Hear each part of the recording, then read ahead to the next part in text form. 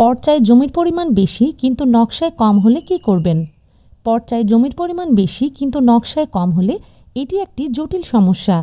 এটি সমাধানের সহজ উপায় হল ভূমি জরিপ ট্রাইব্যুনালে মামলা করা, অথবা যদি করণিক ভুল হয় তবে সহকারী কমিশনার ভূমি অথবা এসি ল্যান্ড অফিসের রেকর্ড সংশোধনের জন্য আবেদন করা।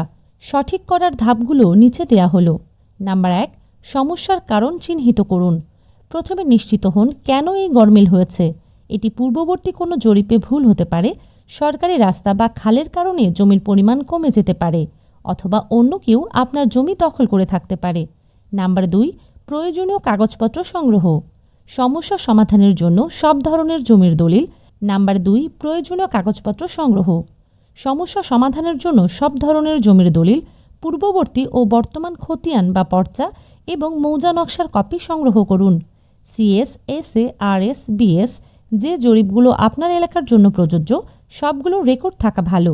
নাম্বার 3, একজন লাইসেন্সপ্রাপ্ত সার্ভেয়ারের সাহায্য নিন। ভূমি মন্ত্রণালয় অনুমোদিত একজন অভিজ্ঞ সার্ভেয়ার বা আমিন দিয়ে জমিটি পুনরায় পরিমাপ করান। তিনি তুলনামূলক নকশা বা পেন্টাগ্রাফ ব্যবহার করে আসল জমির পরিমাণ এবং নকশার গরমিল চিহ্নিত করতে পারবেন। নাম্বার 4, সহকারী কমিশনার ভূমি বা এসি ল্যান্ড অফিসে আবেদন করুন যদি করণিক ভুল হয়। যদি খতিয়ানে শুধুমাত্র নাম, বাবার নাম, ঠিকানা বা জমির যোগবিয়োগের মতো ছোটোখাটো করণিক ভুল থাকে তবে সংশ্লিষ্ট সহকারী কমিশনার ভূমি বা উপজেলা ভূমি অফিসারের কাছে রেকর্ড সংশোধনের আবেদন করতে হবে। তদন্তের ভিত্তিতে তিনি এটি সংশোধন করার আদেশ দিতে পারেন। নাম্বার 5, ল্যান্ড সার্ভে ট্রাইব্যুনালে মামলা যদি বড় ধরনের ভুল হয়। যদি খতিয়ান বা নকশার গরমিল বড় ধরনের হয়, যেমন সীমানা বা পরিমাপের মূল পার্থক্য, তবে ভূমি জরিপ ট্রাইব্যুনালে মামলা করতে হবে।